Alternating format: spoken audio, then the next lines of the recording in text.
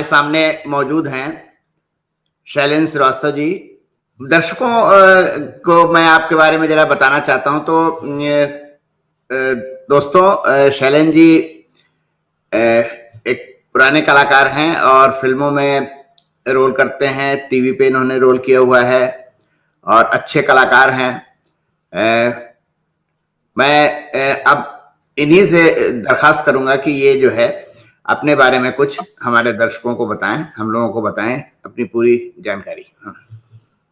जी, मैं मूलतः थिएटर से हूं और दिल्ली रंगमंच पे बहुत काम किया मैंने 85-86 से, और उसके बाद धीरे धीरे स्टेज पहली ऑफर आई थी सिग्मा के लिए, स्पेस सिटी सिग्मा।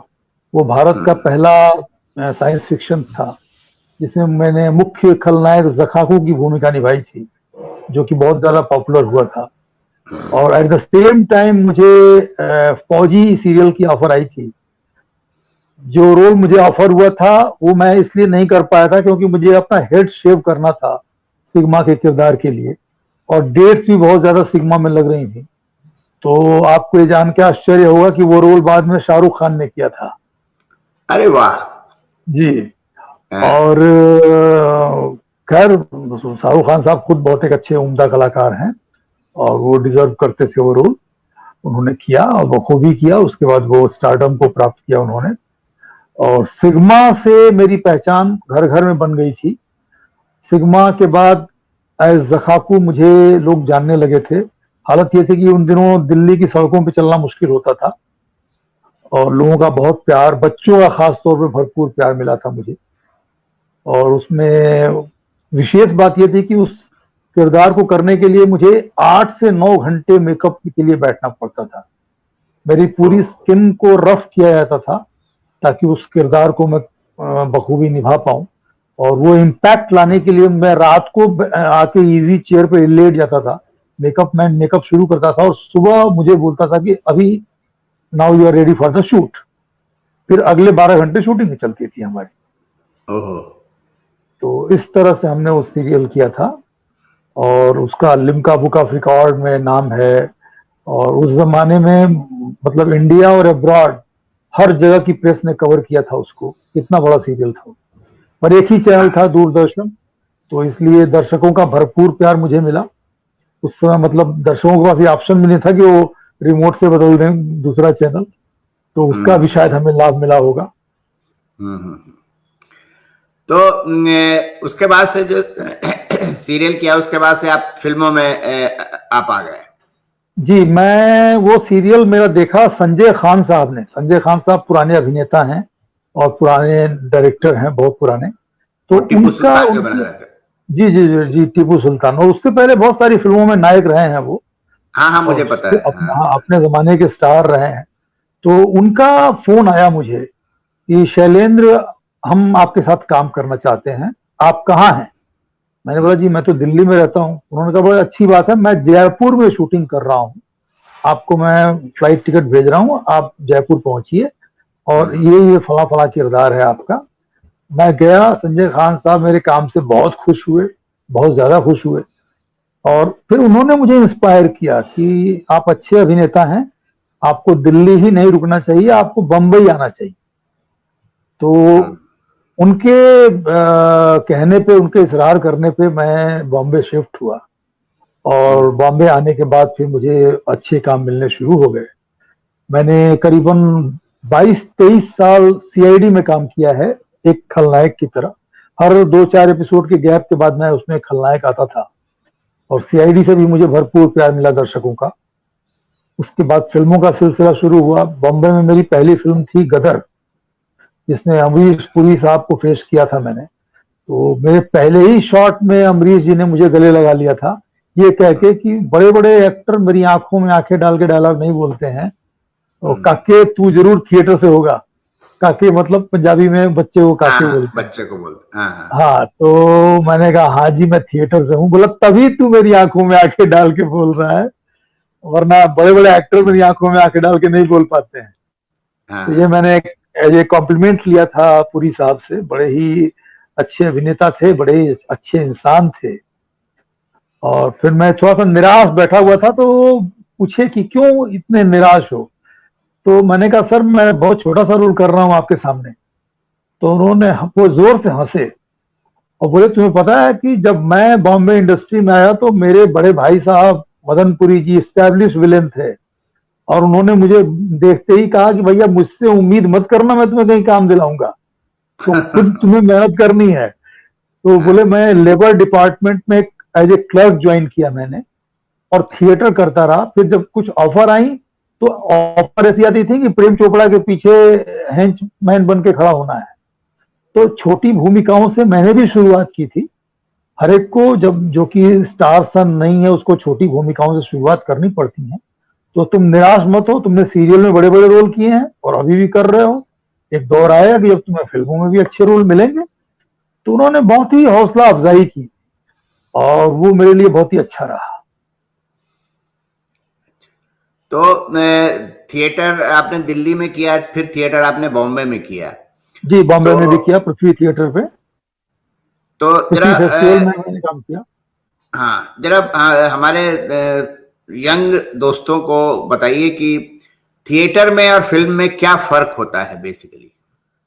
जी थिएटर में और फिल्म में बेसिक फर्क ये होता है कि थिएटर में आप जीवंत जो मतलब सजीव दर्शकों के सामने आप परफॉर्म करते हैं। आपके सामने जो दर्शक होते हैं वो प्रत्यक्ष होते हैं, और वहां कोई गलती की संभावना नहीं होती है, वहां रीटेक नहीं है, और आपको दर्शकों से कनेक्ट होना पड़ता है।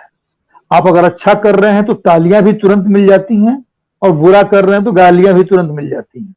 तो शो के बाद में आपको पता चल जाता है कि आपकी औकात क्या है, आपने अच्छा किया या बुरा किया। जबकि फिल्म में और सीरियल में हमको रिलीज तक का वेट करना पड़ता है, और फिल्म की एक्टिंग बहुत ज्यादा और सीरियल की एक्टिंग बहुत ज्यादा तकनीकी होती है। थिएटर में हम एक किरदार को एक पूरा जीवन हम 2 घंटे 3 घंटे के प्ले में पूरा जीवन जीते हैं एक साथ लगातार निरंतर। जबकि सीरियल में और फिल्मों में हम किश्तों में जीते हैं।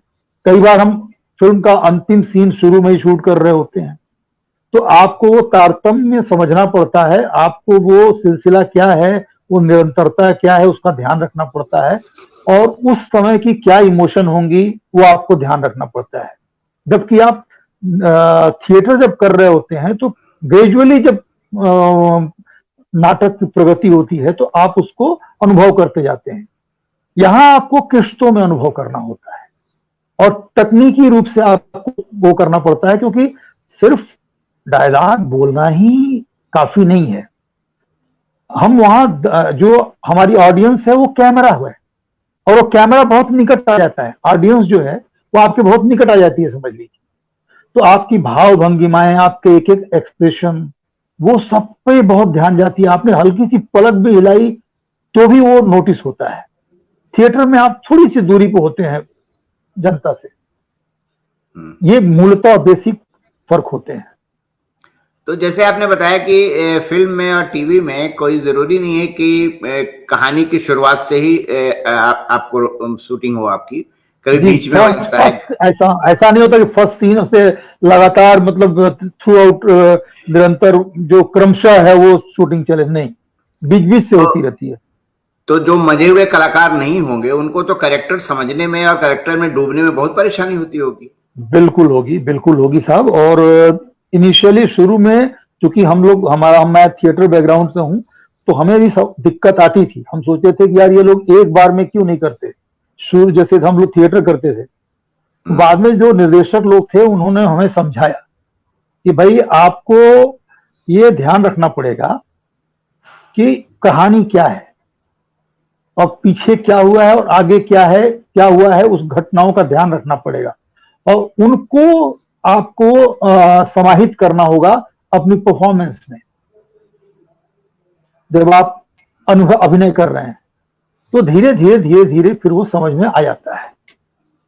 अच्छा, कैरेक्टर तो भी ये समझ में निरंतर जी ये निरंतर प्रयास है। और मैं तो आज भी कहूंगा कि मैं आज भी सीख रहा हूं। मैं स्वयं को सिनेमा का और स्टेज का विद्यार्थी ही मानता हूं। कई बार क्या होता है, जब हम प्ले कर लेते हैं। तो प्ले में एक्सपेरिमेंट का टाइम होता है, आज हमने इस तरह से किया है तो अगले दिन अगले शो में हम उसको थोड़ा सा डिफरेंट रूप से कर लेते हैं। लेकिन फिल्म में जो एक बार छप गया वो छप गया, वो हमेशा के लिए होता है। तो हमको सावधान सजग होना पड़ता है कि हम जो कर रहे हैं वो ठीक हो। और फिल्म में कई बार अभी भी मैं फिल्में देखता हूँ या सीरियल देखता हूँ कभी रीटेलिकास्ट में, तो लगता है यार यहाँ चूक हो गई। हालांकि उस वक्त निर्देशक ने हाँ कहा होता है, ऑडियंस तालियां बजा रही होती है, लेकिन हमें अपनी कमी का एहसास जैसे जैसे हम मेच्योर हो जाते हैं, जैसे जैसे हम परिपक्व होते जाते हैं, हमें अपनी कमियों का एहसास होता जाता है। तो पता चलता है कि हम जीवन में कभी परिपक्व होते ही नहीं हैं, हम निरंतर सीखते रहते हैं। जैसे कि मैं भी चूंकि थिएटर से जुड़ा हूँ। जी जी थिएटर बेसिकली कलाकार और निर्देशक दोनों का एक संयुक्त प्रयास होता है। बिल्कुल मतलब बिल्कुल बिल्कुल उनकी क्रिएटिविटी होती है उसमें। बिल्कुल होती है, बिल्कुल होती है। लेकिन फिल्मों में तो ये सारी टेक्नोलॉजी की क्रिएटिविटी होगी मेरे ख्याल से। देखिए ऐसा होता है, हमारे एक बहुत सीनियर डायरेक्टर हैं, एनएसडी के लेक्चरर रह चुके हैं और मैंने उनके साथ काफी काम किया है, रोबिन दास। अच्छा, तो वो हमें समझाते, हाँ रोबिन दास जी, वो हमें समझाते थे और बताते थे कि थिएटर एक पानी की लकीर है। आपने पानी की लकीर खींची, अभी दिखाई दे रही है, थोड़ी देर के बाद नहीं दिखाई देगी, क्योंकि थिएटर आपने स्टेज पे परफॉर्म कर दिया, बात खत्म होगी। जबकि फिल्म आप कई बार देख सकते हैं, सीरियल आप पुनः टेलीकास्ट होता है तो देख सकते हैं। और बाकी उन्होंने कहा कि जब मेरा काम था, मैंने तुम्हें निर्देशन दिया, तुम्हारी ब्लॉकिंग कराई, तुम्हें सारा कोऑर्डिनेट कर दिया, तुम ऐसे आओगे वैसे जाओगे, लेकिन स्टेज पे जब हम पहुंचते थे तो वो कहते थे ये पूरा स्टेज अब तुम्हारा फील्ड है, ये अभिनेता का माध्यम है, तुम जहां जहां जैसे जो बेहतर समझते हो वो करो, हम उसके हिसाब से लाइटिंग फिक्स कर रहे हैं। तो वो एक्टर को छोड़ देते थे, खुला छोड़ देते थे। तो थिएटर जो है वो, आपने सही फरमाया कि अभिनेता और निर्देशक का माध्यम है, लेकिन निर्देशक भी जब निर्देशन दे चुका होता है, उसके बाद जब स्टेज को वो अभिनेताओं के हवाले कर देता है, तो फिर वो अभिनेताओं का माध्यम हो जाता है, फिर अभिनेता अपने हिसाब से काम कर रहे होते हैं। जबकि हम फिल्म में बधे होते हैं निर्देशक से और कैमरामैन से। हमें पूछना होता है क्या हम हाथ उठा सकते हैं, क्या ये हाथ इतने फ्रेम में आ रहा है। कई बार निर्देशक डायरेक्टर आके बोलता है, कैमरामैन आके बोलता है कि एकदम टाइट फ्रेम है सर, आप फेस भी नहीं हिला सकते, जितना फेस है वहीं पर रोक के वो सारे डायलॉग बोलिए। तो वो तकनीकी माध्यम है और निर्देशक का माध्यम है सही मायनों में सिनेमा। लेकिन स्टेज जो है वो मैं मानता हूं कि अभिनेता का माध्यम है। निर्देशक की भूमिका वहां समाप्त हो जाती है जब वो अभिनेताओं को छोड़ देता है स्टेज पर कि जाओ परफॉर्म करो। अच्छा, एक बात बताइए कि मैंने फिल्में देखी हैं, आपको मोस्टली फिल्मों में आपको मैंने विलेन का रोल करते हुए देखा है। तो बिल्कुल बिल्कुल सही सही कहा आपने। ये आपने चॉइस के हिसाब से किया या निर्देशक या प्रोड्यूसर के कहने के हिसाब से? देखिए साहब, मैं आपको बहुत कड़वी सच्चाई बताऊंगा कि we are beggars are not choosers. तो हमें जो ऑफर होता है हम वही करते हैं।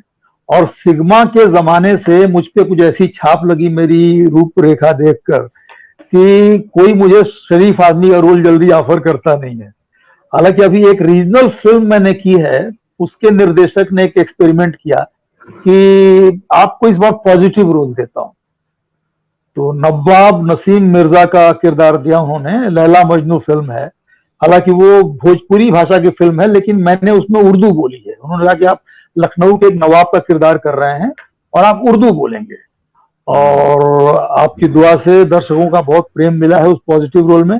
मैंने एक जमाने में बहुत कॉमेडी की है, क्योंकि जब मैं नया नया बॉम्बे आया था तो राकेश बेदी साहब, जिनके साथ मैंने एक सीरियल किया था ये हुई न बात, हालांकि उस ये हुई न बात में मैंने माफिया डॉन इस्माइल भाई का रोल किया था, विलन था, और कमलजीत साहब हीरो थे, कमलजीत सिंह।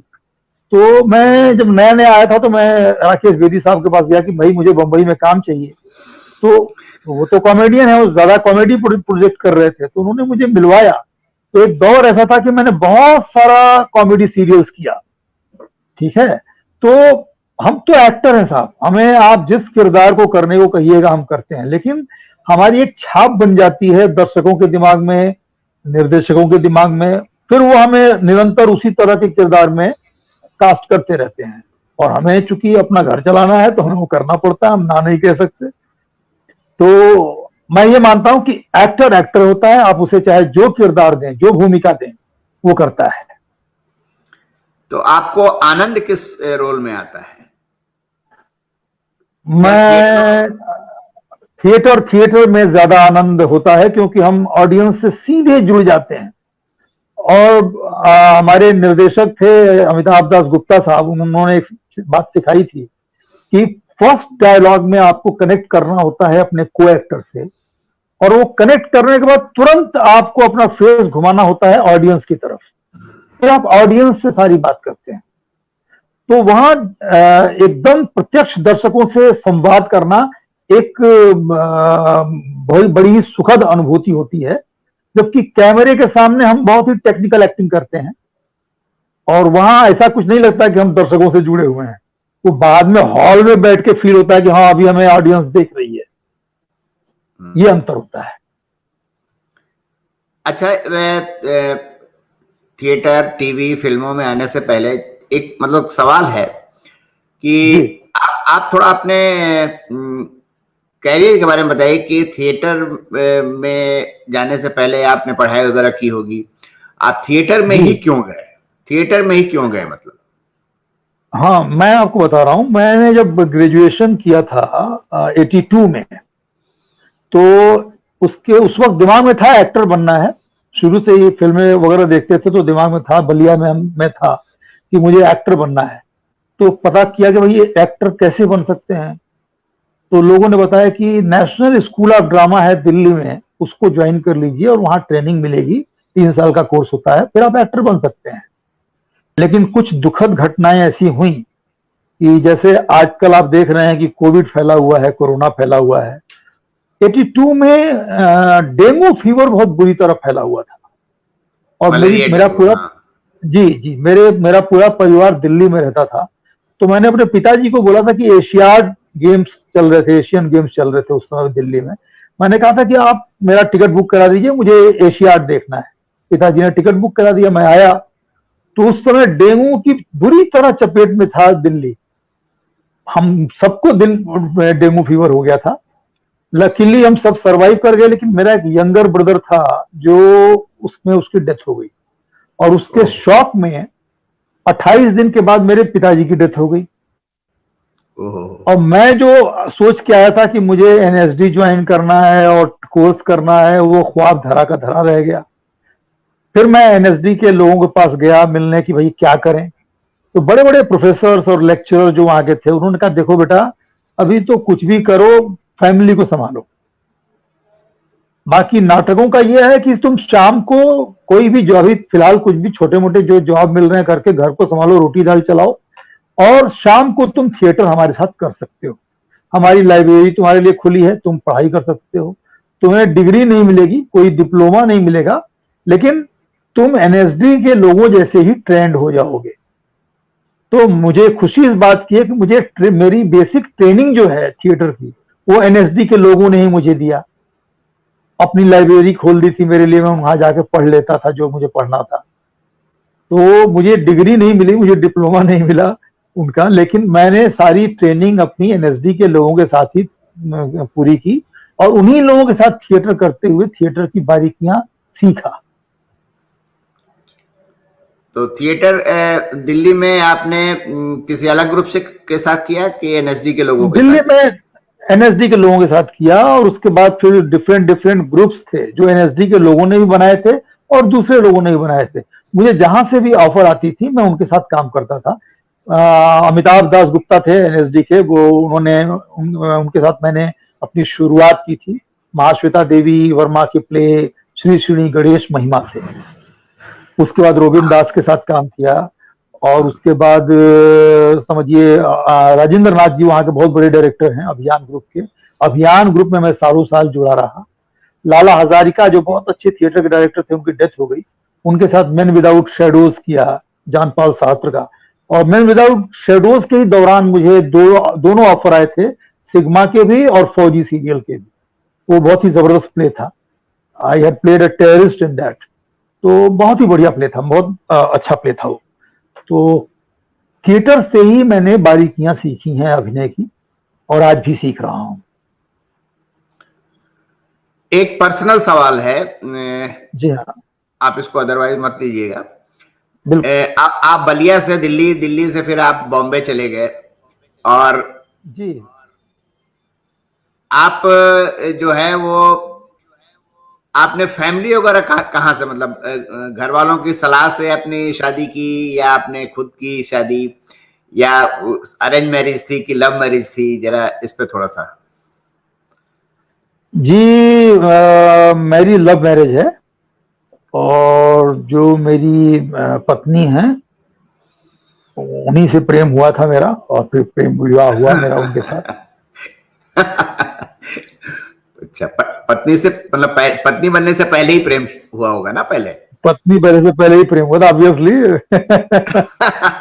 तो प्रेम विवाह हुआ था मेरा। और इधर ये समझ लीजिए, जैसे जो छोटे शहरों की दिक्कतें होती हैं, घर वालों को प्रेम विवाह स्वीकार नहीं था। मेरे पिताजी की तो डेथ हो गई थी, माता जी थी, माता जी ने भी बड़ा ही विद्रोह किया था कि ये क्यों कर रहा है भाई, हमारे खानदान में किसी ने प्रेम विवाह नहीं किया। पर धीरे धीरे वो समझ गई, और उन्होंने नए जमाने को अडॉप्ट किया, मान गई। तो मिसेज क्या करती हैं आपकी? मिसेज पहले तो मेरी बैंक में थी, आईसीआईसीआई बैंक की इंटरनेशनल बैंकिंग की चीफ थी इंडिया से। बाद में उनका ट्रांसफर हो गया था, तो उन्होंने वो रिजाइन कर दिया जॉब, क्योंकि वो बॉम्बे छोड़ के जा नहीं सकती थी। आजकल वो कडल्स नाम की एक संस्था एनजीओ में काम करती हैं, जो यंग बच्चे जिनको कैंसर हो जाता है उनको न्यूट्रिशियस फूड सप्लाई करते हैं वो लोग। अच्छा अच्छा। आज भी वो कर रही हैं, आज वर्क फ्रॉम होम कर रही हैं, और वो इंश्योर करती हैं, एश्योर करती हैं कि जो भाई बच्चे हॉस्पिटल में टाटा मेमोरियल वगैरह में कैंसर के हैं, उनको न्यूट्रिशियस फूड डेली का डेली मिले। और ऑल ओवर इंडिया में भी इन लोगों की ब्रांचेस हैं, और वो वहां इंश्योर करते हैं कि कैंसर से पेशेंट जो बच्चे हैं, गरीब बच्चे हैं जिनको कि खाने को नहीं मिलता, बिकॉज जब उनका रेडिएशन का ट्रीटमेंट होता है तो उनको न्यूट्रिशियस फूड चाहिए होता है, तो वो ये कार्य करती हैं। हाँ, मतलब रेडिएशन या कीमोथेरेपी लगती होगी तो उनको न्यूट्रिशन की जरूरत पड़ती है। जो पड़ती है, और जो गरीब बच्चे हैं उनको न्यूट्रिशियस फूड कहाँ से मिलता है। कई माँ बाप गरीब लोग ऐसे होते हैं जो अपने बच्चों को हॉस्पिटल के बाहर फुटपाथ पे छोड़ के भाग जाते हैं, क्योंकि वो बंबई में कहाँ रहेंगे, उनके रहने की जगह नहीं होती है। फिर ऐसे बच्चों को वो लोग हॉस्पिटल में लाते हैं, एडमिट करते हैं, और उनका ट्रीटमेंट कराते हैं, और उनका सर्वाइवल रेट बच्चों का बहुत अच्छा है। मेरी पत्नी मुझे बताती है बहुत अच्छा सर्वाइवल रेट है। जब वो ठीक सब कुछ हो जाता है तो माँ बाप शायद आते हैं और बोलते हैं कि ये हमारा बेटा है, तो ये लोग सहर्ष उनको दे देते हैं और उनकी टिकट वगैरह की व्यवस्था करते हैं, भिजवा देते हैं। वेरी गुड, बहुत अच्छा काम कर रही है। जी। अभी चूंकि कोविड-19 का प्रकोप है चारों तरफ, बॉम्बे भी लगभग स्टिल है, एकदम शांत है और कोई काम नहीं हो रहा है। तो आपकी दिनचर्या क्या है आजकल? देखिए साहब, पहले 2 दिन तो मैं बहुत डिस्टर्ब हो गया था कि समझ में नहीं आ रहा था क्या करें, क्योंकि पूरे विश्व में किसी ने ऐसी स्थिति देखी नहीं थी, और मैं कोई विश्व से अछूता नहीं हूं, तो वो समस्या मेरे लिए भी आई। तो फिर मैंने विचार किया कि क्या करना चाहिए, मेडिटेशन किया, ध्यान लगाया, सब कुछ सोचा। तो एक दिन रात को 2-2:30 बजे मैं जग गया, बेचैनी थी कि क्या क्या करें क्या करें, क्योंकि कुछ शूटिंग नहीं हो रही है, कोई काम नहीं हो रहा है। तो मैंने कहा कि 2 ऑप्शन है हमारे पास, या तो आप फ्रस्ट्रेट हो जाइए, परेशान रहिए, और या फिर आप कुछ क्रिएटिव कीजिए। तो मेरे बेड के बगल में ही है मेरी स्टडी टेबल है, जहां से मैं आपसे बात कर रहा हूं इस वक्त। वहां पेन पेपर मेरा पैड पे रखा हुआ था, मैंने पेन उठाई और मैंने कुछ लिखना शुरू किया, और अल्टीमेटली उसने गजल का शेप लिया। मैंने अगले दिन उसको फेसबुक पे पोस्ट कर दिया। तो मेरे सीनियर हैं, मेरे बड़े भाई जैसे हैं रजा मुराद साहब, उनका फोन आया हाँ हाँ। कि भाई बड़ा कमाल का लिखा है तुमने, मैं इसको रिसाइट करना चाहूंगा। मैंने कहा मेरा सौभाग्य, आप बिल्कुल पढ़िए इसको। तो उन्होंने पढ़ के मेरी कवि गजल को वीडियो भेजा, वो मैंने अगले दिन पोस्ट कर दिया। उसके बाद तो साहब वो धीरे धीरे धीरे धीरे इतना वायरल हो गया कि फिर मुकेश खन्ना साहब जिन्होंने भीष्म पितामह का रोल किया है महाभारत में, उनका भी उनसे भी मेरी बातचीत हुई, तो उन्होंने कहा कि मैं भी रिसाइट करता हूँ, उन्होंने भी पढ़ा। फिर रोहिताश्व गौर मेरे मित्र हैं जो भाभी जी घर पर में हैं, मुख्य भूमिका निभाते हैं तिवारी जी की, उन्होंने भी पढ़ा। फिर मेरे दिल्ली से कुछ जो जानने वाले लोग हैं उनके फोन आए कि साहब हम इसको गाना चाहते हैं। वो सिंगर, अच्छे सिंगर हैं पीयूष राज जी, उन्होंने उसको गाया। उसके बाद मेरी एक अच्छी मित्र हैं जया प्रियदर्शिनी, उन्होंने कहा कि मैं इस पे कथक नृत्य करूंगी, उन्होंने उस पर कथक नृत्य किया। फिर मुझे सिंगापुर, यूके, यूएसए से फोन आने शुरू हुए, तो वो लोग जरा कॉपीराइट को लेकर बड़े कॉन्शियस होते हैं, तो उन्होंने कहा कि भाई इसके लिए कितना शुल्क देना होगा, क्या फीस होगी आपकी इस गजल के लिए। तो मैंने उनको बोला देखिए हम वसुधैव कुटुंबकम में विश्वास करते हैं और पूरा ही विश्व हमारा परिवार है, और इस समय पूरा ही विश्व विपदा में है, संकट में है। तो मैंने ये अपने पूरे विश्व समुदाय के लिए लिखा है, आप इसे गाइए, पढ़िए, नृत्य कीजिए, जो समझ में आए कीजिए, मुझे एक पैसा नहीं चाहिए। तो यदि आप मुझे आज्ञा दें तो मैं आपको सुनाना चाहूंगा। और उसमें मैंने सारी बातें मैंने लिखी हैं कि कैसे मैं कहने वाला था कि आप गजल सुनाइए। और फेसबुक में है, फेसबुक पर है आपकी ये गजल? फेसबुक पे है, उसमें तो रजा मुराद साहब की पढ़ी हुई है, मुकेश खन्ना साहब की पढ़ी हुई है, पीयूष राज की गाई हुई है, रोहितास गौर की पढ़ी हुई है, प्रिया जो जया प्रियदर्शनी जी का नृत्य भी है, कथक नृत्य, जो कथक केंद्र की बहुत सीनियर डांसर हैं, दिल्ली कथक केंद्र की। तो सब कुछ है। तो आप सुनाइए प्लीज जरा हमारे दर्शकों को भी, और मैं भी बिल्कुल बिल्कुल बिल्कुल सुनिए साहब।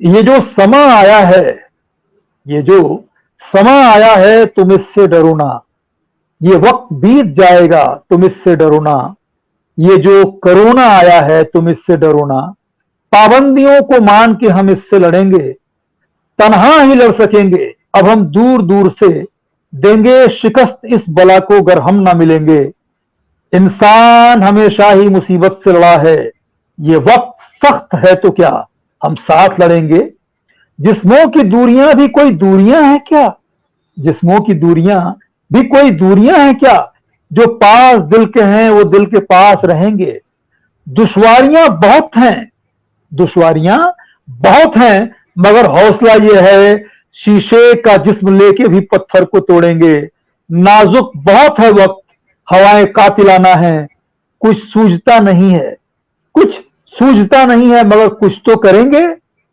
बैठे रहो घरों में सुकून चैन से सभी, बैठे रहो घरों में सुकून चैन से सभी, जो दूर हैं वो आज नहीं कल तो मिलेंगे, है मुश्किलों का दौर ये भी बीत जाएगा, है मुश्किलों का दौर ये भी बीत जाएगा, घर में रहो सभी के बचेंगे तो मिलेंगे, घर में रहो सभी। शुक्रिया। तो गजल पहले भी लिखा है आपने? हाँ जी, पहले भी लिखता रहा हूं, और मतलब मैं रेगुलर नहीं लिखता हूं, जब कोई ऐसी भावना प्रबल होती है जो शब्दों में ढलना चाहती है तो मैं लिख देता हूं, मैं रेगुलर नहीं लिख पाता हूं। हालांकि मुझे बहुत लोग लिखते हैं, बहुत लोग कहते हैं कि लिखा कीजिए। बहुत शानदार है और बल्कि सामयिक भी है, और ये तो काफी लोगों तक इस गजल को पहुंचना चाहिए। शुक्रिया, और आपने पहुंचाया इसको। ये हौसला मतलब लोगों का बढ़ाता है ये तो। जी जी जी जी, मुझे तो बहुत अच्छा लगा और लोगों को भी बहुत पसंद आएगा ये। धन्यवाद साहब।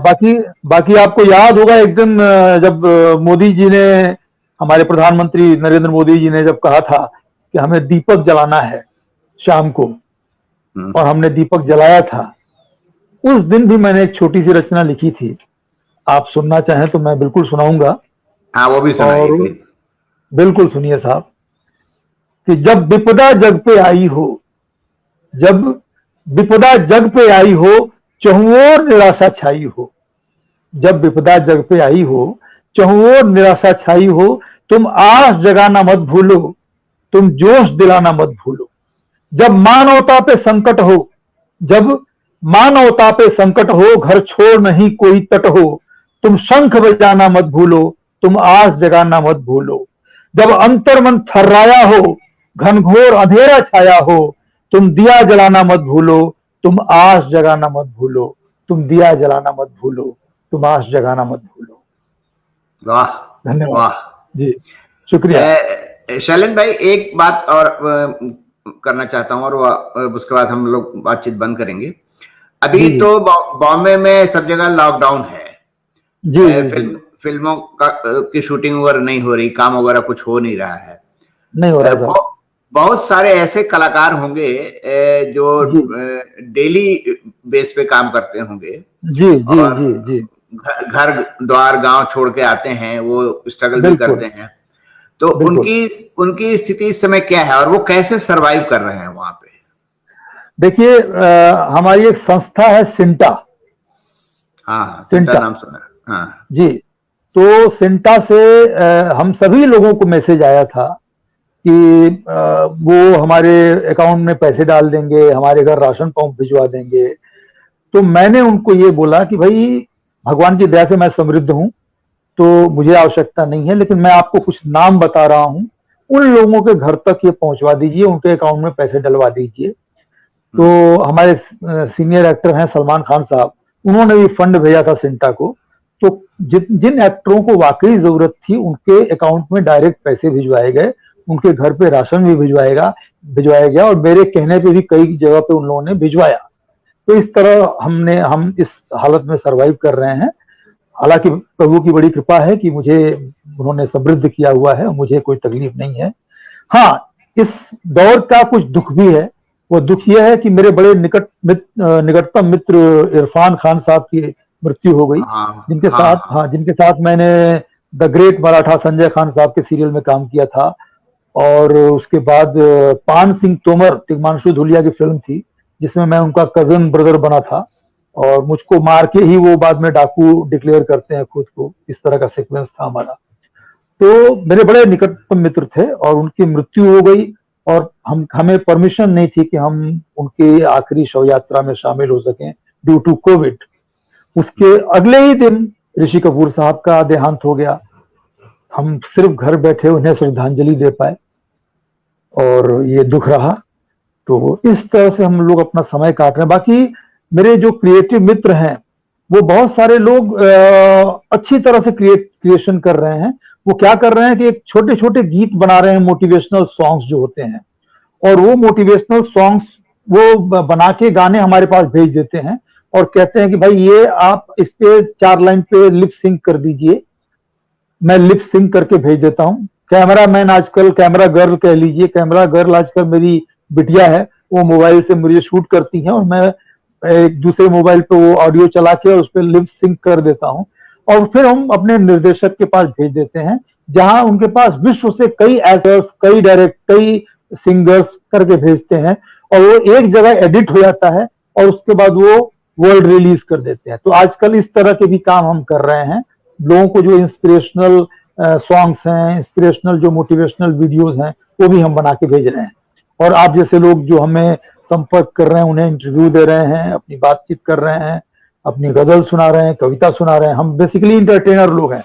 तो हम जिस किसी रूप में, जिस किसी तरह से भी, जिस किसी माध्यम से भी लोगों का मनोरंजन कर सकें, हम आज भी वो कोशिश कर रहे हैं। हम निरंतर वो प्रयास करते रहेंगे, और मेरी शुभकामना है कि हम जल्दी इस बला से बचें।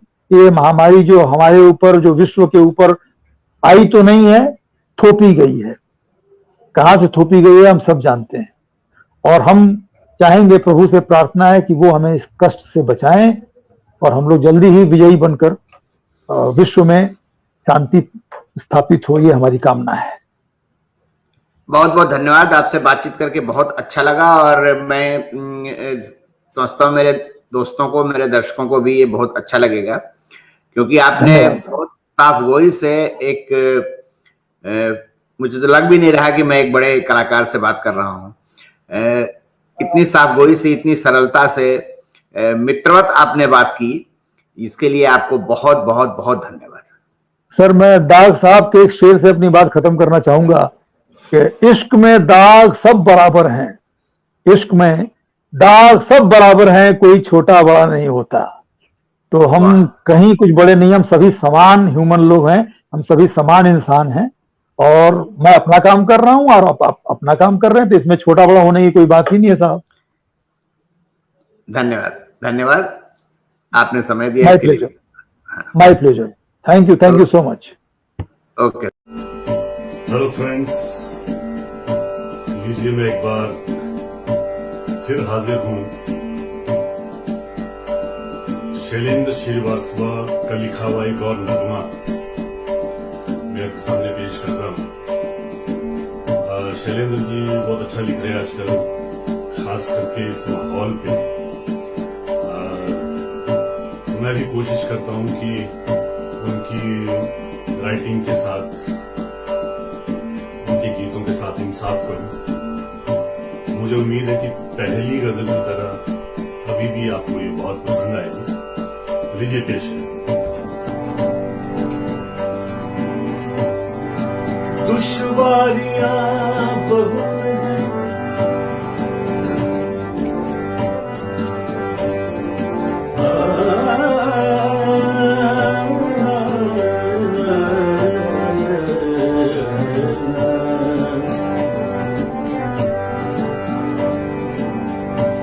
दुश्वारियां बहुत है मगर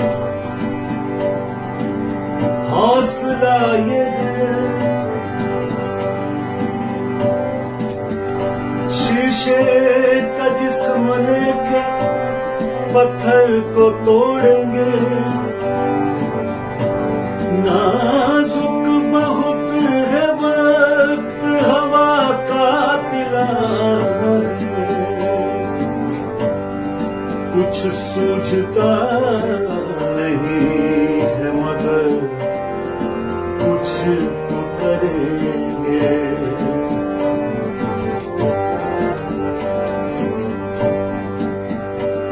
जब विपदा जग पे आई हो,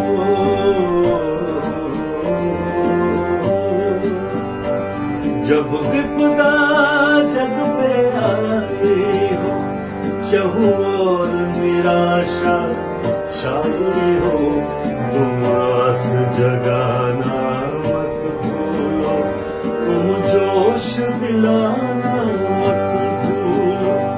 जब विपदा जग पे आई हो, चहु और निराशा छाई हो, तुम आस जगाना मत भूलो, तुम जोश दिलाना मत भूलो। जब विपदा जग पे आई हो,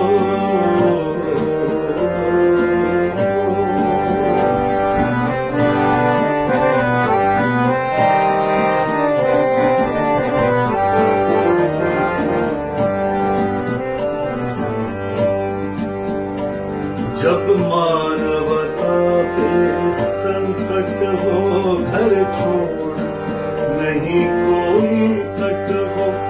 जब मानवता पे संकट हो, घर छोड़ नहीं कोई तट हो, तुम शंख बजाना मत भूलो,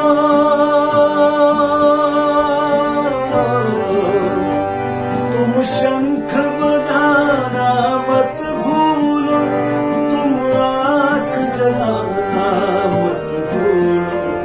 जब विपदा जग पे आए हो,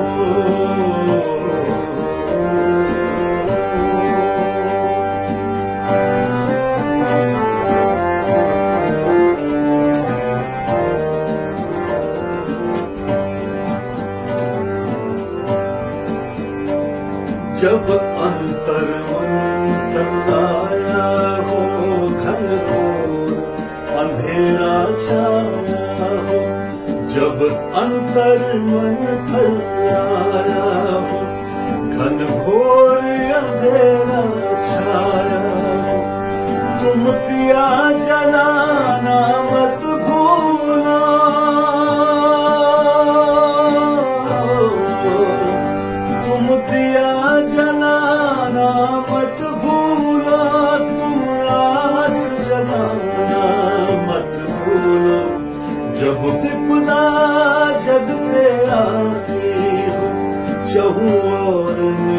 निराशा छाई हो, तुम आस जगाना मत भूलो, तुम जोश दिलाना मत भूलो। जब विपदा जग पे आती हो, चाहूं और निराशा छाई हो, तुम आस जगाना मत भूलो, तुम जोश दिलाना मत भूलो। जब विपदा जग पे आई हो,